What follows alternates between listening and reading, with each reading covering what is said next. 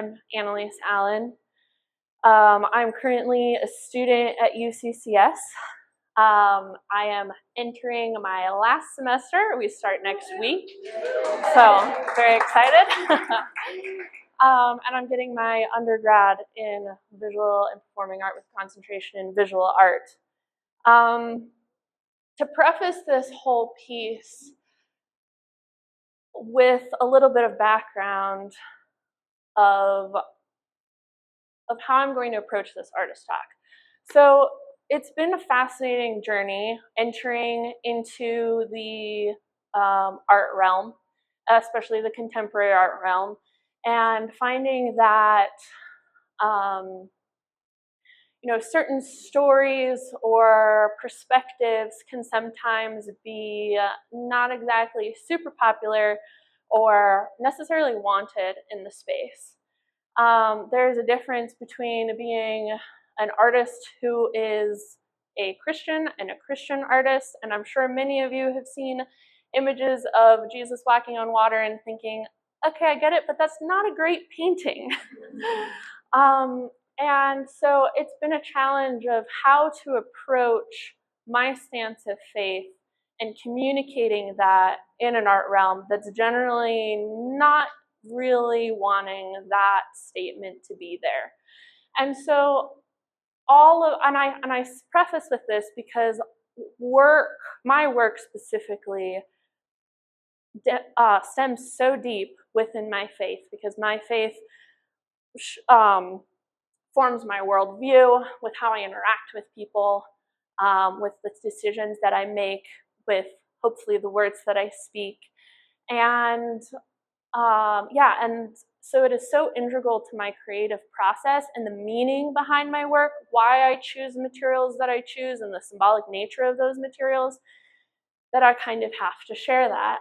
And the beautiful thing about art is that it is a space for people to be able to come and see and not like, or like, to be drawn in or to push away from. And regardless of people's worldviews, their beliefs, their stance on life, art has this incredible way of at least drawing people into a conversation. And that's what I hope to do here. So with that preface, this entire body of work was centered around the tabernacle of the Old Testament. And for those who don't know, just a brief history, Israel, people of God, had been under the captivity of the Egyptians for 430 years, and suddenly they are freed from that captivity. They go into the wilderness, and in the wilderness they are entering a season of waiting. And so within that season of waiting, they're commanded to build a tabernacle. And the tabernacle directly translates to dwelling place, hence the title of my show. And within the tabernacle, it was a space where God could come and dwell among his people and be there with them in communion, in community, and create a space for people to gather together with their scars, their fears, their failures, their mistakes, and all that they are as human beings, to come before and to be redeemed. And within the tabernacle, within sanctuary, this piece hanging above me, you'll see, if you look closely enough, there are pieces that are torn that I had to kind of stitch back together because they were tearing as I was stitching things. And there's a beauty in that, because there's this drawing together of these broken pieces and these delicate pieces as well. And it's the stitching together of things to make it more beautiful, because through our mistakes, there is redemption. And I think we are more beautiful as a result because of it. And it makes our stories so much richer. So this is the fulcrum piece of this show, if you can't tell. It's quite prominent. And this piece, much like the tabernacle, I could not have done without my community. So I've needed a lot of people to drink a lot of tea and save a lot of tea bags to make this piece. And This piece was made from 724 tea bags, which translates to 724 cups of tea that needed to be drunk, and then the tea bag set aside and dried and saved and brought to me. And so it's become quite a labor of love. Without my community, this piece and all the pieces here would not have happened, because it would have taken me years to drink enough tea. But so along with this piece is this piece here titled Vigil. And my dear friend, Ashley Anderson, raise your hand. We collaborated on this piece together as an extension of Sanctuary Above. And through figuring out what design we wanted to have to what the concept was going to be, we ended on purchasing 300 candles and hosting 3 different vigils where we would light and pray over every single candle individually for all of you. We held all of Colorado Springs in a prayer of blessing to go into your homes, to bless your lives. We're thinking of you. So if you haven't taken one, please take one home with you. These are for you. And this was an absolute honor to work with Ashley. We've known each other like 9 years. And we finally got to do a piece together, which was just amazing. But yeah, so then as an extension of this piece, as humans, we are finite, we are broken. There is a need to reclaim our stories and to be heard and to be seen in our entirety. And so with this, we felt like here you could take a piece of this home with you, and you could start discovering what your journey needs to be moving forward, what needs to change, potentially what needs to be added into your life. And yeah, I'm excited for it. Moving on to the other pieces I have here on the wall. This one is 2 panels. They're all tea bags. Yes, they all came like that. I did nothing to change the color. That's a question I get a lot. So just like preemptively answering a question when it's time for questions. And I just found it fascinating to start layering all the tea bags together. It created just a garment-like texture. And of course, I was inspired by garments and different vestments worn by the clergy of the church throughout church history, starting from the tabernacle to present day. And then with these 2 pieces in the back here, I am a little bit of a nerd, and I love ancient classical literature. And one of the first books I read, probably in 7th grade, was the Epic of Gilgamesh. And for those who don't know, fun fact, the Epic of Gilgamesh is one of the first written stories, and it was written in an ancient an ancient text called cuneiform. And so that has inspired my work. Anyway, that's a fact. That's fun. But I love, so between cuneiform and then asemic writing, which is the essence of writing, I designed these pieces. But if you look really closely within some of these tea bags here, and then within these, there are actually writings, and I'm copying from different manuscripts and things as well. And then for our final piece, titled Oath, I've had a version of Oath in every show that I've had thus far in my artistic career, and that just felt like it needed to be in this show. One of my, the meanings of my name actually means Oath of God, and so for me to have that piece in this show was just very important to me. But yeah, I think that is what I have for this evening. So do you have any questions? So when I first started at UCCS, I was exploring different materials. I had never understood what it meant to be a conceptual artist. My understanding of abstraction was within painting, not within material choices. And I had 2 years prior, I had gone through a really rough relationship, and I kind of felt left being very used, enjoyed, and discarded. And that felt like the best material choice for me to use to be able to express where I was at and what I was feeling. And then that from there has just morphed, and it's felt like a domino effect, just picking up speed and more symbolic significance within every piece.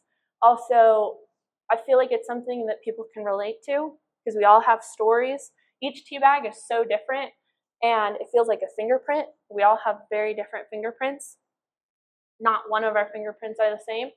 And so therefore it feels to me like it's a story that can be shared with everyone, and everyone can take part of the story as well. I have a love of things that are old and that are ancient because I feel like there's a wisdom there that's lost when we go too far into the future and we forget the past. And that's where we start making grave mistakes as a society, and just as individuals. When we forget our own past, let alone all the people who have come before us, we start repeating the past. And that's not always something that we want to do. And so I have a love of things that are ancient and old, and the wisdom and the stories that it holds. But in addition, there's something so incredible with the mundane and the everyday and the things that are often discarded, the things we don't stop for, the things we don't look at. I feel like as adults especially, we lose this childlike sense of wonder. And there's something that can be so beautiful in the mundane and the small and the insignificant things. And so I think it's both. So it's hand stitched for two reasons. One, during the semester that I started this was last fall, and I was in a class called Contemporary Art and Spirituality.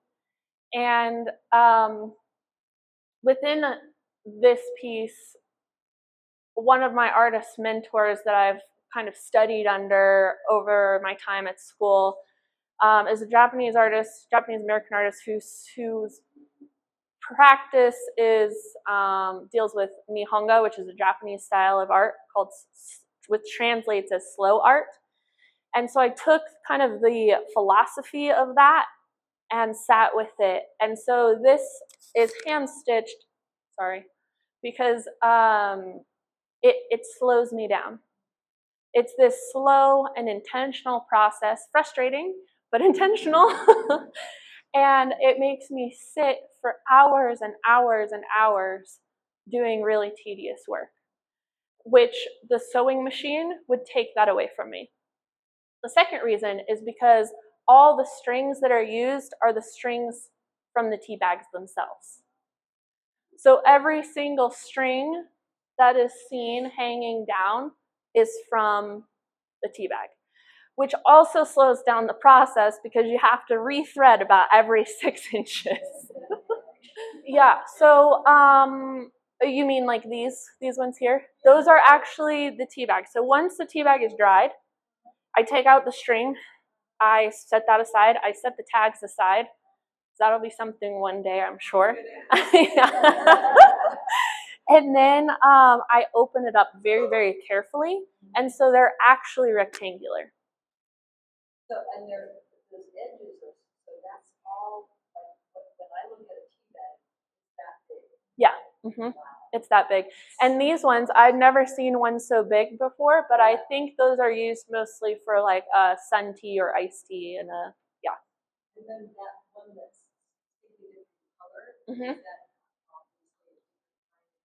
yeah, it's a different kind of tea. So like hibiscus or kind of some of the berry teas that are used. Yeah. Yeah, I don't do anything to the tea bag. I let it dry and it stains. It creates the stains. Some of them barely have any stains. If you catch the light right, some of them look a little gold. There's no paint added. There's no extra staining done. It's as is. So I am someone, as my grandmother would say, that the dust never settles under my feet. So this is a very challenging project that contradicts who I naturally am. And during school hours, it's pretty much any spare moment that I have. I love people. I love my relationships. And so I would go over to a friend's house or my grandparents' house, family members' homes, and be like, okay, we're watching a movie. All right. And I grab out all of my sewing stuff and I'm stitching away. At the Super Bowl, went to a friend's party for a Super Bowl, pull out my stuff, I'm stitching away. I'm like, any time that I'm sitting, I have to be working on it because I needed to create such a large piece. So there wasn't a set time. It would frequently happen in the evenings though. Like before I went to bed, when I got other homework done, if I needed a break from other homework or different things, then I would sit down and work on that.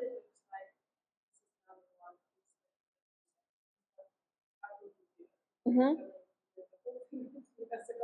No. No, I would sew them in sections about 2 feet by 2 feet. Or thereabouts. And that was a piece that was very manageable. And then I would stitch those together. And sometimes I'd have to stitch individual pieces in between to fill gaps because they weren't in perfect squares. And as you open the tea bags, it's really fascinating because they're not perfect rectangles. So you have to figure out, you're like, okay, well, this is getting a little wonky, and so how do we straighten it out a little bit, or do we just roll with it? And ambitiously large. Yeah. When I finished, our studio in school is probably, the dock's a little wider than this space, this main space. And I was like, yeah, I want a tapestry hanging like that across the space. And then I started and I was like, well, that's gonna have to change. And so when I submitted it for my assignment, it was actually 4 feet by 11 feet. And in order to get it done for my senior exhibition this last spring, I added an additional 2 by 11 feet to it. Yeah. So I envision this much larger one day. Definitely stained glass windows. And then quilting. So between stained glass windows, quilting, and then the tabernacle and the structure of that itself, those were my probably 3 primary inspirations when I started it.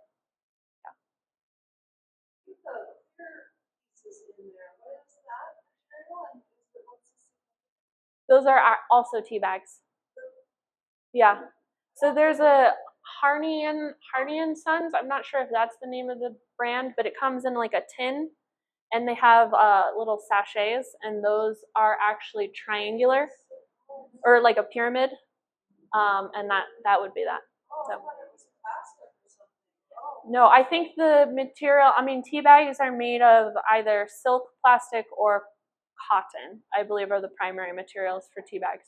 So those would be plastic. Yeah. See, and that's what I love about this process, this journey, is that art is an invitation for a conversation. You are going to come to it to a piece very differently than I will, no matter what your background is, because we're individuals. We all have a completely different worldview, even if you were raised in the same home. And there's a beauty to that because it invites people into a conversation, and what do you know? Like, what do you see here? And, oh, that's fascinating. I don't see that. Maybe I can learn something from it. So, yeah, thank you. Yes, I think with any ambitious piece, we come to moments where, like, why am I doing this? Why am I the way that I am, that I choose all of my artistic practice? Pretty much everything I put my hand to these days is so slow. And it's so infuriating. So yes, I did, but it was like, this has to be done because there were deadlines and it had to be done. And I had too much invested in it to stop. And I have such a strong visual image of, and my dreams probably way too big, but that's okay. And like of where I want this piece to be for documentation, for photographs. I'm like, let's go to Scotland and hang it in one of like the like run down abandoned churches or cathedrals. How amazing would that be? But you know, that's big dreams. But yes, it's a love-hate relationship for sure. Thank you.